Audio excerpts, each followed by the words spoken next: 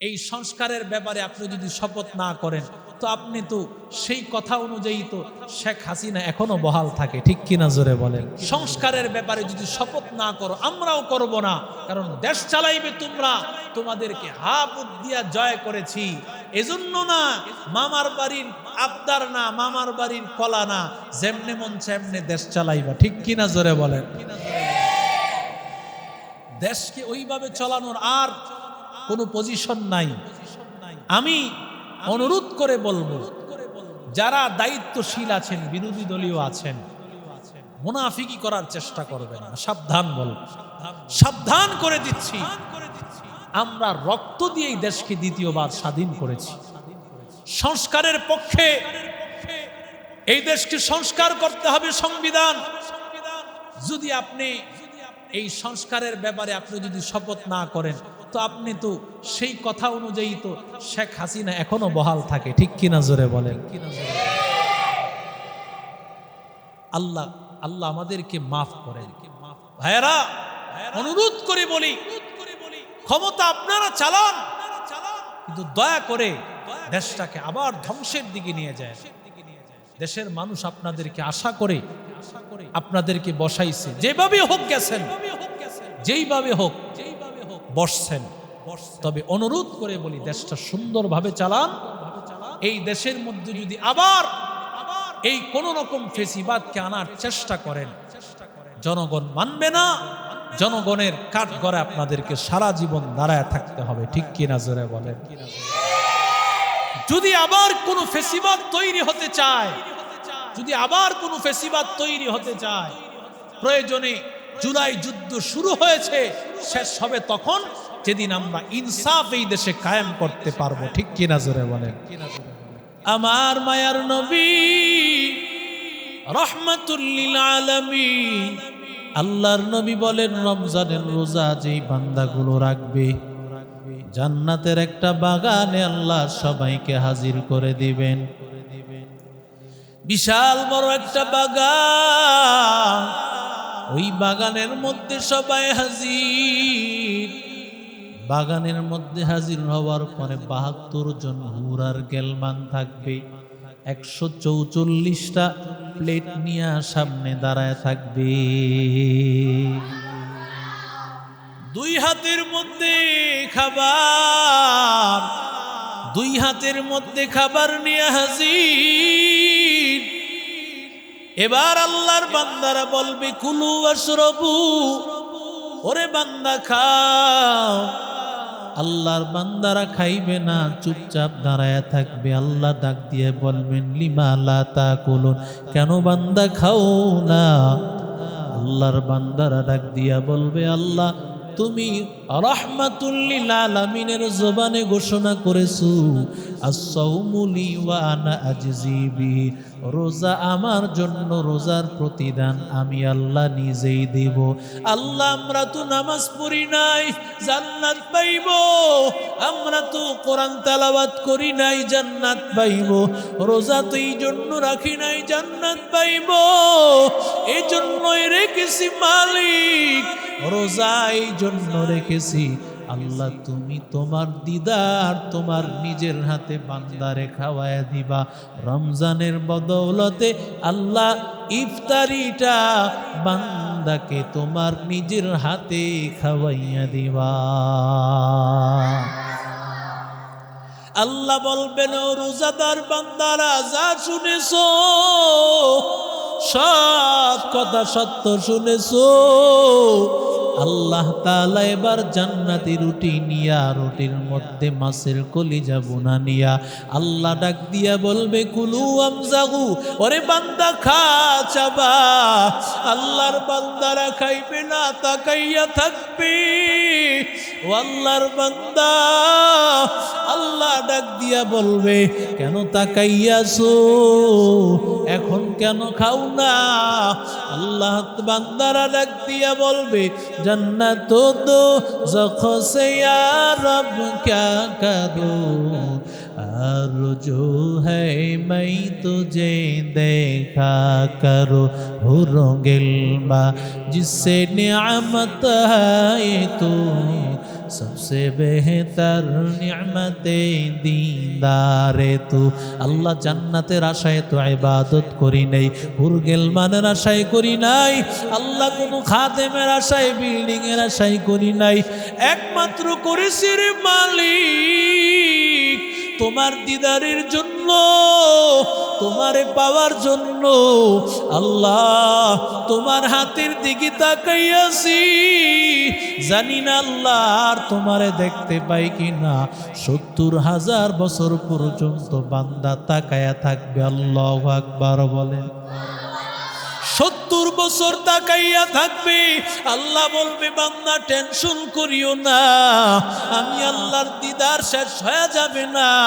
ওরে বান্দা প্রতি সপ্তাহে জুমার দিন আমি আল্লাহ দিদার দিব।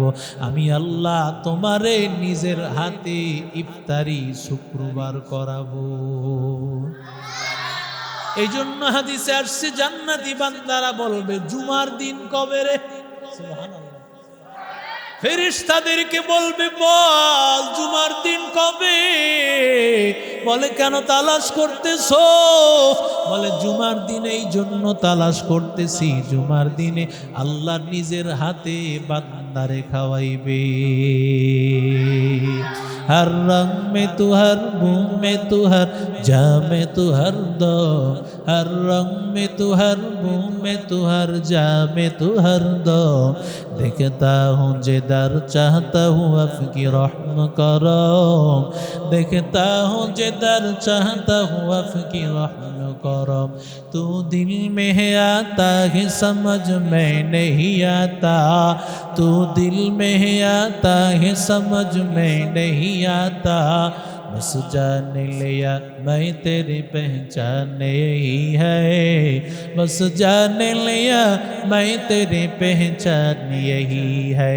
हिचे का सुंदर मुल्के यो अंबाज़ने औले उरा लहने ने आवाज़ने। हिचे का सुंदर मुल्के यो अंबाज़ने औले उरा लहने ने आवाज़ने। जोरे बोलें अल्लाहु আকবার। এই যে আমি আপনি কোরআন তেলাওয়াত করতেছি কি জন্য রে ভাই? আল্লাহর সাথে কথা বলবো রে মালিক। আল্লাহর সাথে বান্দা কোরআন পড়লেই কথা হয়। আল্লাহ তোমার এই কোরআন, সেই কোরআন তোমার সিনায় দান করেছে। ওরে বান্দা এটা সামান্য জিনিস না, সিনার মধ্যে যেই কোরআন আল্লাহ দিয়েছে, যেই কোরআনটা আল্লাহ তাআলা পাহাড়ে দিতে আল্লাহ তাআলা যখন নিয়ত করেছে, লাউ আনজালনা হাদাল কুরআন আলা জাবালিল লারাআইতাহু খাশিআন মুতাসাদ্দিআন মিন খাশিয়াতিল্লাহ। পাহাড় বলছে আল্লাহ আমরা এই কোরআনের ভার নিতে পারবো না। এরে আল্লাহর বান্দা একটু তাকাইয়া দেখো, পাহাড়ও যে কোরআনের ভার নিতে পারে না। বলে এটা কেমন ভার? এই ভারটা চোখে দেখা যায় না, এটা অন্তর দিয়ে অনুভূতি করা যায়। কেমন ভার? আল্লাহর কালাম, ওই কালামটা আল্লাহ তোমার সিনায় ঢুকাইছে। আল্লাহ যদি কবুল করে নেয় কোরআন তোমারে জান্নাতে নিবে।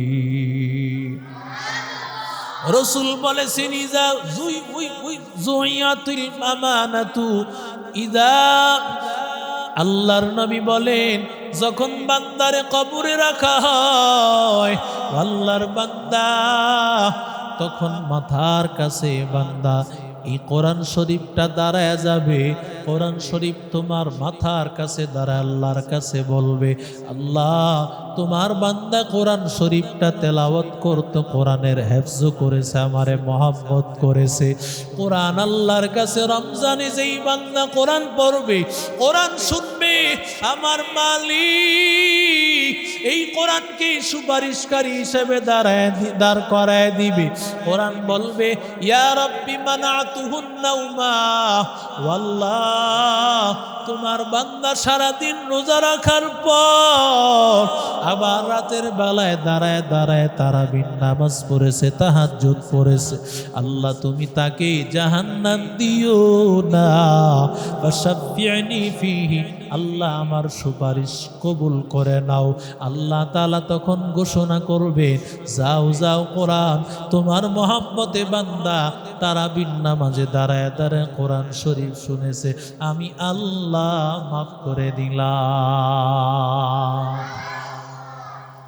এরে আল্লাহর বান্দা ও যুবক, কারণ কোরআন পড়লে আল্লাহ সম্মান বাড়ায় দিবে। তাকায়া দেখো কারিয়া বুরাইহা আল্লাহ কেমন সম্মান দিয়েছে।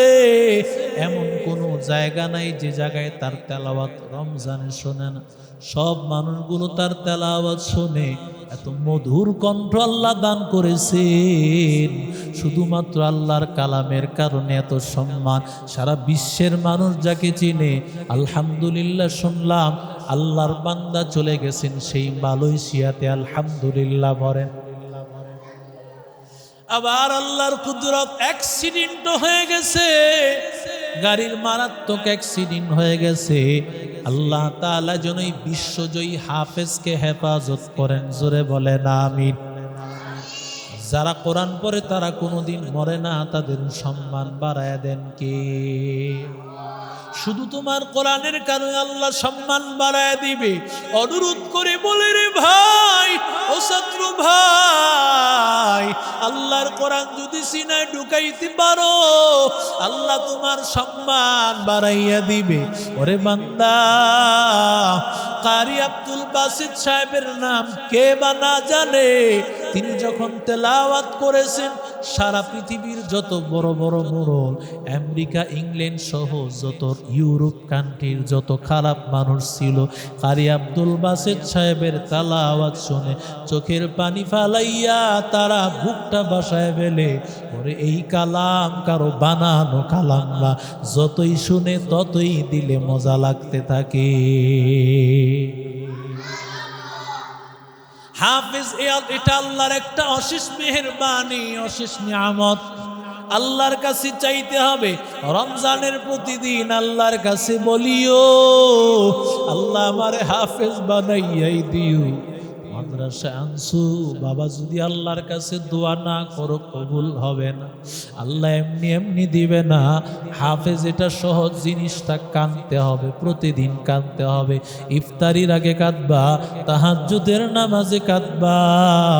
আল্লাহ যেন তোমারে কোরআনের হাফেজ বানায় দেয়, আলেম বানায় দেয়। আমিন। সব সময় দোয়া করতে হবে, ঠিক কিনা জোরে বলেন। दुआ गश्तम बदरगाहे इलाही हयातो दौलत इल्मे दराजी हर तमन्ना दिल से रुखसत हो गई अब तो आजा अब तो खलवत हो गई या इलाही तू मेरा माबूद है या इलाही तू मेरा माशूक है।